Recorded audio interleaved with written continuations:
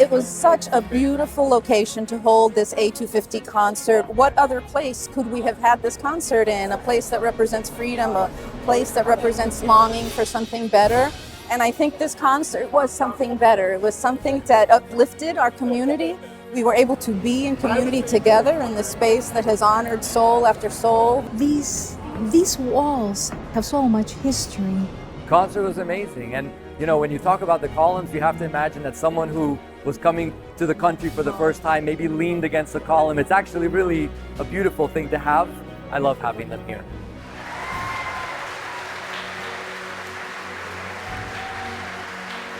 Good afternoon and welcome. We are honored to gather with you in the magnificent Freedom Tower, a national historic landmark, for today's presentation, America 250 with a Miami twist. Miami-Dade College and the Alhambra Orchestra will present a moving history lesson in words, images, and music that will inspire you as co-creators of the Miami story. Thank you again for being here. Thank you for believing in Miami and America and each other. And now, to begin our program, please stand if you're able for the national anthem and welcome our conductor, Dr. Daniel Andai.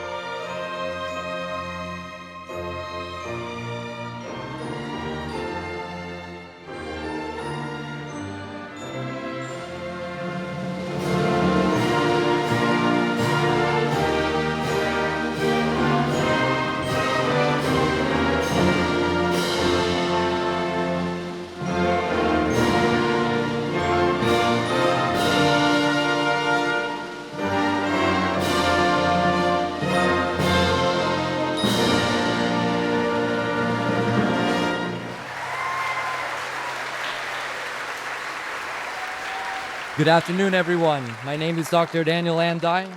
I'm the proud artistic director and conductor of the Alhambra Orchestra. I am also the proud dean of music at New World School of the Arts here at Miami-Dade College. The mission of the Alhambra Orchestra was started a long time ago, 37 years ago. And that mission was to make sure that everyone in the community had access to music. So 37 years ago, there was a vision by someone who actually is connected to Miami-Dade College. He's a full-time faculty member, and he's here with us because he's also a member of the Alhambra Orchestra, still to this day. Please, Dr. Leo Waltz, be recognized.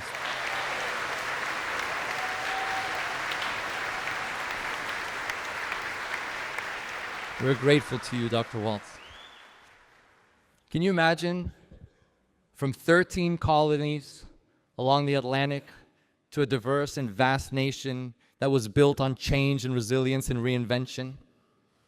Now we're here today to start our performance with a piece, an overture that was written by someone who was here for our rehearsal, a 96-year-old Miami resident, Peter Fuchs. So guys, enjoy the concert. Thanks for celebrating with us. And, well, happy birthday, America.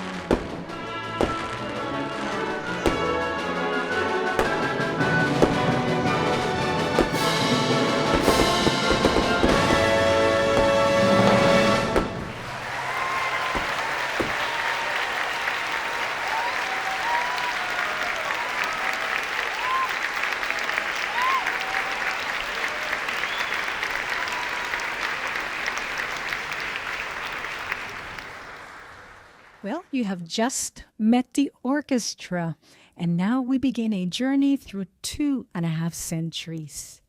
Good afternoon, I am Vivian Maria Lopez, and I am delighted to be your guide as we travel together through time. 250 years ago, a bold idea took shape, an experiment in freedom that would become the United States of America. But it is a story far too rich and expansive to tell all at once, especially here in the Freedom Tower, a place that has witnessed so many new beginnings.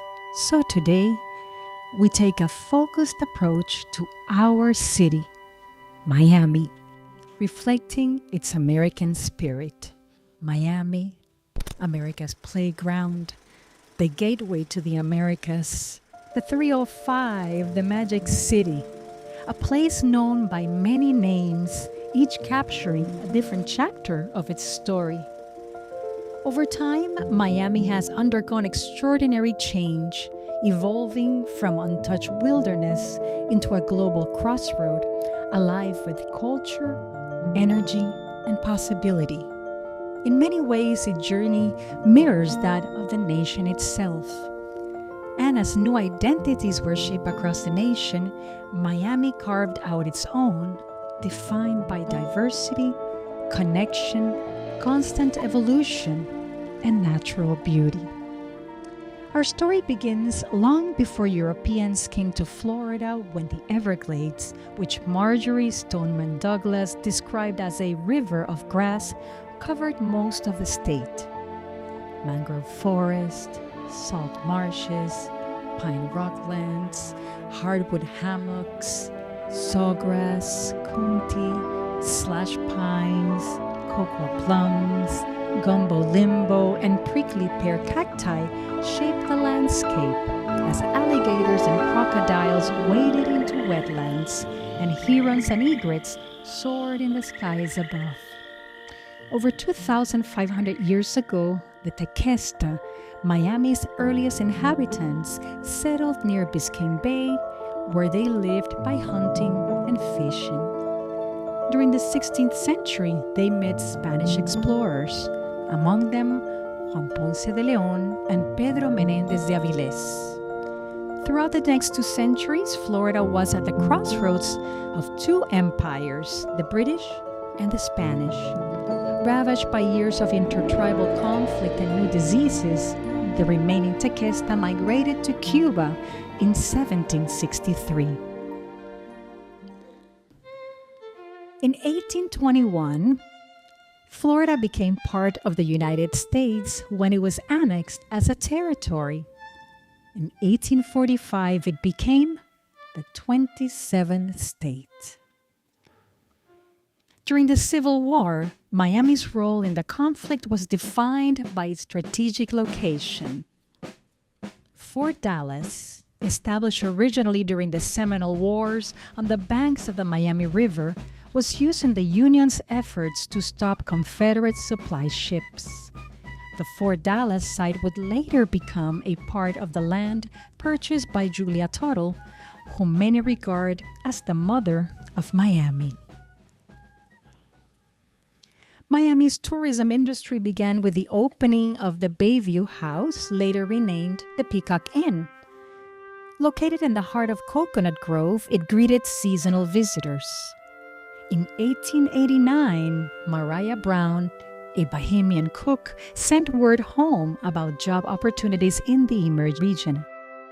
This spurred a wave of migration which laid the foundation for the community known today as Little Bahamas. In 1891, Julia Tuttle, a widow from Cleveland, purchased property just north of the Miami River, which she wanted to develop. She tried in vain to convince railroad magnate Henry Flagler to extend his Florida East Coast Railroad, which ended at West Palm Beach. In 1894, a great freeze caused catastrophic damage to the citrus belt in northern and central Florida. popular lore says that Tuttle sent Flagler an intact orange blossom, proving that Miami had remained unscathed by the freeze. With a contribution of several hundred acres of land from both Tuttle and Mary Brickell, Flagler initiated his railroad venture in October of 1895. Flagler not only extended his railroad down to Miami, but also built the Royal Palm Hotel, which broke ground the following year. The city of Miami was incorporated officially on July 28, 1896. During the early 20th century, Miami transformed from a fledgling town into a burgeoning city. Several years later, another visionary, Carl Fisher, began to develop Miami Beach. Agriculturalist John Collins started to build a bridge from Biscayne Bay to his oceanfront coconut and avocado plantation. Collins convinced Fisher, an entrepreneur from Indianapolis, both to fund the completion of the bridge and to make Miami Beach a destination for the wealthy. Collins' vision came to fruition, and by the 1920s, Miami Beach drew elites from the Northeast and Midwest. Millionaires Row, a collection of mansions stretching from 44th to 60th Street along Collins Avenue, sprang up. A string of oceanfront hotels also rose. During Prohibition, Miami, with its port and proximity to the Caribbean, became a center for illegal liquor and gambling as laws were openly flouted. In Miami, the 1920s were roaring loudly. It had become America's playground, with ragtime and jazz playing along the lively streets.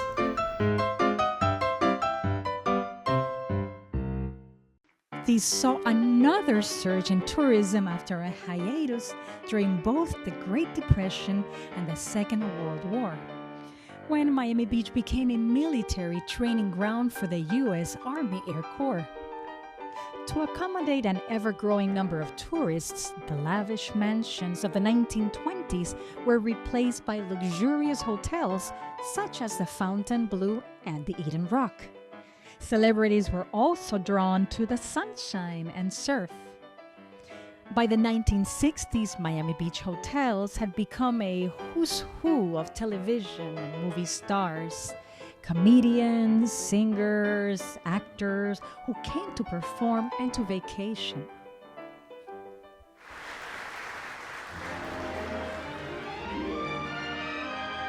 The aviation industry developed with tourism, shaping Miami's social and economic identity.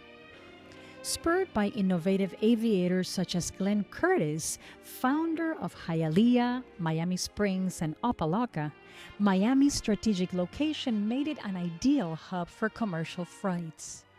Curtiss established Miami's first aviation academies in 1911 and 1916. In 1927, Pan American Airways began service from Miami to Key West and Havana, adding direct routes to Havana by 1928. Dinner Key, a U.S. naval station during World War I, became a prominent seaplane base. Located in Coconut Grove along Biscayne Bay, it offered service to the Caribbean and Latin America. In 1929, Miami International Airport, formerly Pan American Field, was dedicated. Today, the airport serves over 56 million passengers a year, making Miami a global crossroads and the gateway to the Americas.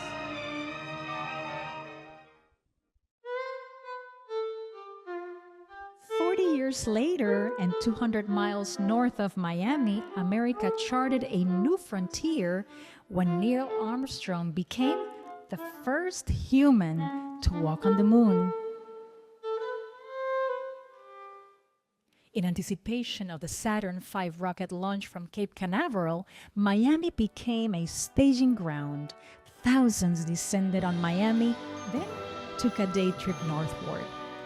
On July 16, 1969, Saturn V roared into space, carrying with it the hopes of a country rooted in technological triumph, national pride, and an unprecedented sense of achievement. Miamians, along with the rest of the nation, watched the giant leap for mankind on television. The movie Apollo 13 and its soundtrack captured the thrill of this era.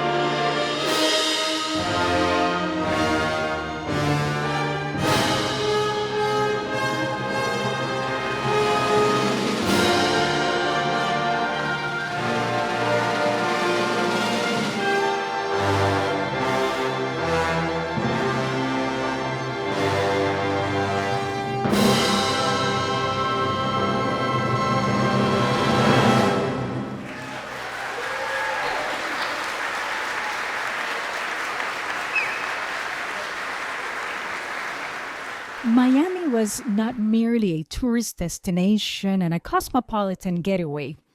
The city also represented a safe place and a new beginning for many who were driven from their homes by poverty or oppression. Members of the Lower Creek tribe, driven from their lands in Georgia and Alabama, made their way into North Florida as early as the 18th century. They became known as Seminoles. The Miccosukee, who also emerged from the Lower Creek, likewise migrated and fought. Both groups moved into the densely forested Everglades and Big Cypress Swamp. Today, both tribes remain politically independent from one another, yet connected through common culture and history. In fact, Florida State University named its mascot for the Seminoles. Miami also represented cultural continuity and survival for those who had endured the Holocaust. When World War II ended in 1945, thousands of Holocaust survivors migrated to Miami to start their lives anew, forming one of the largest and most prominent Jewish communities in the nation.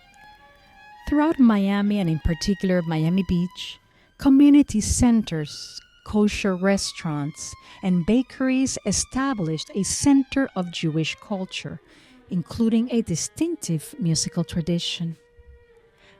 By the 1960s, half of the population in Miami Beach was Jewish, with the percentage growing to a height of 80% during the 1970s.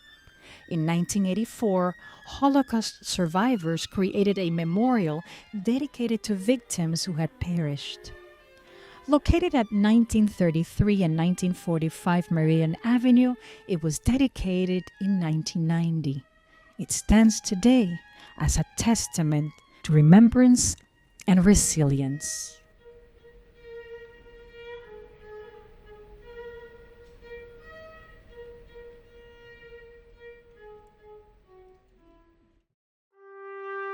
When speaking of human rights, there is no timeline, as human rights should be right at the forefront. We remember the Civil War ended slavery with the 13th Amendment in 1865. This amendment opened a new chapter in the lives of African Americans. The era of Reconstruction brought new opportunities and political empowerment as African Americans voted and served in public office for the first time. The words of Abraham Lincoln resounded then as they do today. Lincoln's commitment to the people of this nation is captured in Aaron Copland's Fanfare for the Common Man. It will be followed by Copland's Lincoln Portrait, commemorating the powerful words of the 16th President of the United States, Abraham Lincoln, recited by New World School of the Arts faculty member Brent Monger.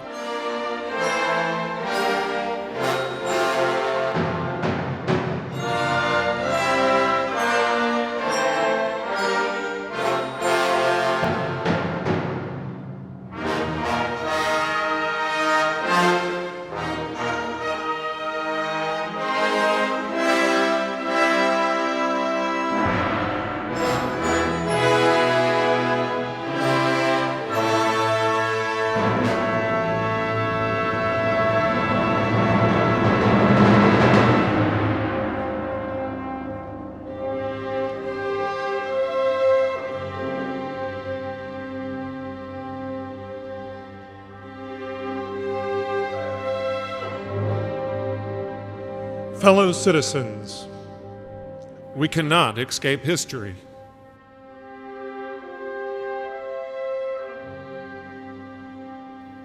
That is what he said. That is what Abraham Lincoln said. Fellow citizens, we cannot escape history. We of this Congress and this administration will be remembered in spite of ourselves. No personal significance or insignificance can spare one or another of us. The fiery trial through which we pass will light us down in honor or dishonor to the latest generation. We, even we here, hold the power and bear the responsibility.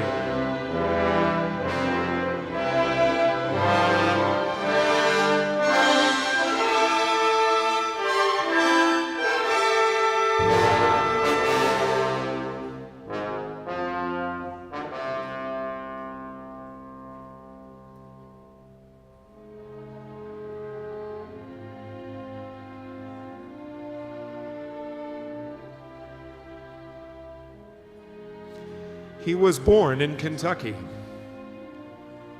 and raised in Indiana and lived in Illinois.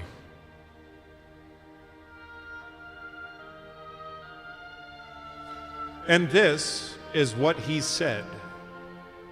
This is what Abe Lincoln said.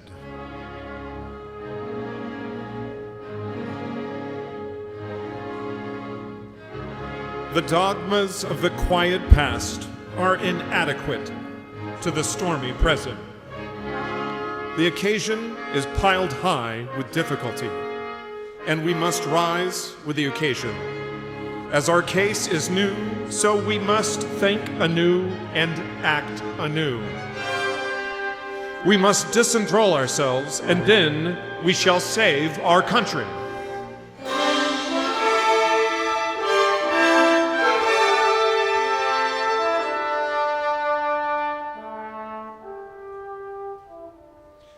When standing erect, he was 6 feet 4 inches tall, and this is what he said. He said, "It is the eternal struggle between two principles, right and wrong, throughout the world. It is the same spirit that says, you toil and work and earn bread, and I'll eat it, no matter in what shape it comes. Whether from the mouth of a king who seeks to bestride the people of his own nation and live by the fruits of their labor,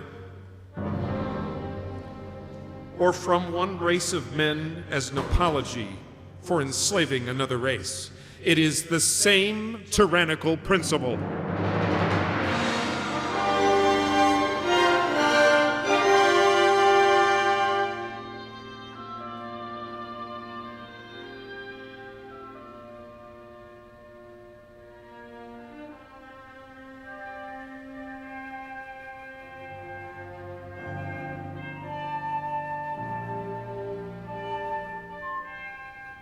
Lincoln was a quiet man. Abe Lincoln was a quiet and melancholy man. But when he spoke of democracy, this is what he said. He said, "As I would not be a slave, so I would not be a master." This expresses my idea of democracy. Whatever differs from this, to the extent of the difference, is no democracy.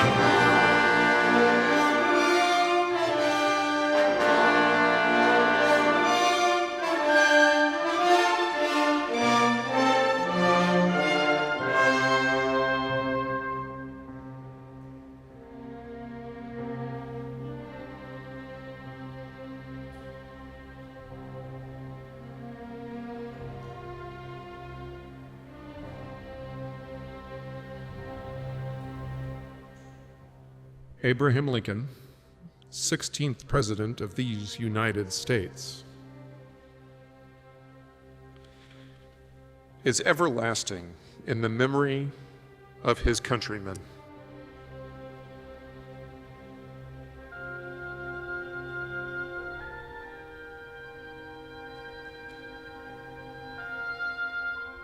For on the battlefield at Gettysburg, this is what he said.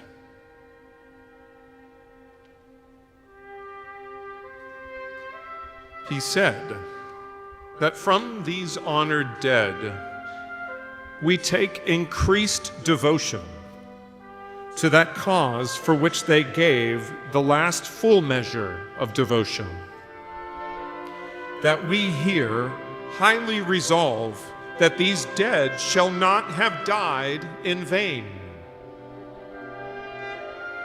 and that this nation, under God, shall have a new birth of freedom, and that government of the people, by the people, and for the people shall not perish from the earth.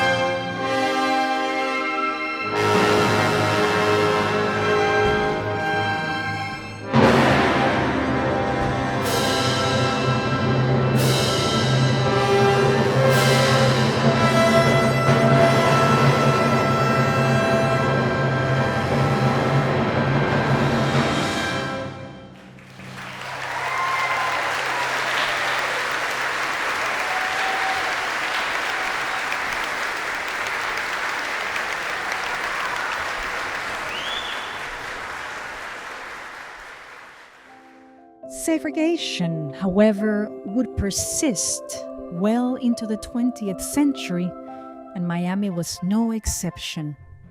Colored Town, known today as Overtown, was incorporated alongside Miami in 1896. It was established as a residential area for Bahamians and African Americans from other parts of the American South. While they worked in and helped build Miami, they were not allowed to live alongside its white residents. In the 1940s and 50s, Overtown, called Little Broadway and the Harlem of the South, blossomed economically, socially, and culturally as a center of African American community life. In the 1950s and 60s, prominent figures such as Martin Luther King Jr., Muhammad Ali, and Sam Cooke visited frequently. Yet, this once thriving community was eviscerated by I-95. Built throughout the 1960s, this highway ran high through the heart of Overtown, displacing tens of thousands of residents along with its commercial and entertainment district. Miami was no bystander in the turbulent civil rights movement. Miami activists, like those in other American cities, held lunch counter sit-ins and swim-ins at public beaches. 2 years after the Supreme Court declared segregation in public schools unconstitutional with the 1954 Brown versus the Board of Education decision, Miami schools had yet to integrate. In 1956, Reverend Canon Theodore Gibson initiated a lawsuit in response. 3 years later, his victory paved the way for the integration of schools in Dade County. Notably, Dade County Junior College, now Miami-Dade College, was inclusive even upon inception. Its original student body included Cuban refugees and 7 Black students, making it the first integrated junior college in the state when it opened on September 6, 1960. The passage of the Civil Rights Act in 1964 paved the way for further inclusion. The search for political freedom caused Miami's most significant demographic shift. After the regime of Fidel Castro took power in Cuba in 1959, many fled as property seizure and political repression ran rampant. The United States accepted hundreds of thousands of Cuban exiles. This Freedom Tower, the original home of the Miami Daily News, took center stage as the Cuban Refugee Assistance Center, or as it became known, El Refugio, and the Ellis Island of the South. From 1960 to 1962, approximately 14,000 unaccompanied minors were relocated from Cuba primarily to Miami and to other states across the country through Operation Pedro Pan. Ranging in ages 6 to 18, these children were sent alone by parents fearing the effects of communism. Like other exiles and migrants before, this new wave experienced economic hardship, culture shock, and prejudice. Just as Cubans sought freedom in Miami, infusing Little Havana and beyond with the cultural wealth of their music, food, and businesses, during the 1970s and 80s, Nicaraguans fleeing the Sandinista revolution settled in Sweetwater, sharing their traditions. By the 1990s, Nicaraguans had become a vital part of Sweetwater's identity. Today, Little Managua has the highest concentration of Nicaraguan exiles in the United States. A similar transformation took place in Lemon City. Founded in 1869 and named for its wild lemon trees, it was inhabited by Bahamians, African Americans, and Southern white settlers. In the 1970s, Haitian immigrants fleeing the Duvalier regime began to populate the area. It became known as Little Haiti, a vibrant center of Haitian culture defined by its music, food, art, and locally owned businesses. Transformation also came to the 2,400 acres of swampland purchased by Doris and Alfred Caskell in the late 1950s. They named the area Doral, a combination of their first names. For decades, it remained primarily rural. The Venezuelan regime of Hugo Chavez, which began in 1999, brought political repression and economic collapse. Doral became a destination for many exiles. By the 2010s, Venezuelans comprised nearly one-half of the population in what became known as Doralzuela. And today, our vibrant mixture of world cultures shapes the sights and sounds of the greater Miami area, including the music that we hear around us. Now, please enjoy Arturo Marquez's Danzón Number 2.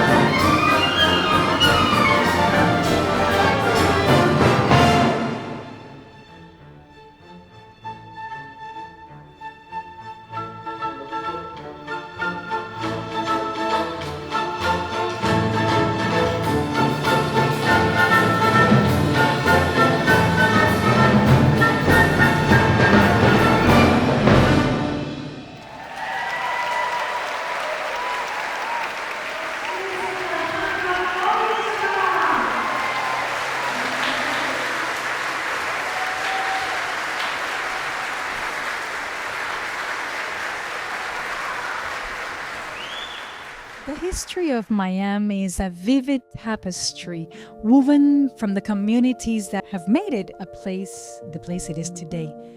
From our earliest history, Miami is defined not only by the changes and challenges it has weathered, but also by its people, its communities, and its stories merge into a collective experience. An experience that takes you from the walls of Wynwood to Dinner Key Marina, from Versailles to El Arepaso, from 41st Street to the Art Deco District, from the Caribbean Market to Rubén Darío Park, from the Hard Rock Stadium to the Marlins Stadium, and from the Casella Center to the new stadium at Miami Freedom Park. We hope you have learned a bit about Miami's history, the people, moments, and transformations that have shaped it into the city we know today. We also hope that through this reflection, you have found a part of yourself, recognizing that Miami's path is a collection of stories of which you are a co-author. Of the many stories that shape Miami's saga, at least one of them is yours. This is our Miami. Thank you for making this journey through time with us. And now we're going to end with a very Miami-style closing piece. You're welcome to dance. You're welcome to sing with us. Guantanamera!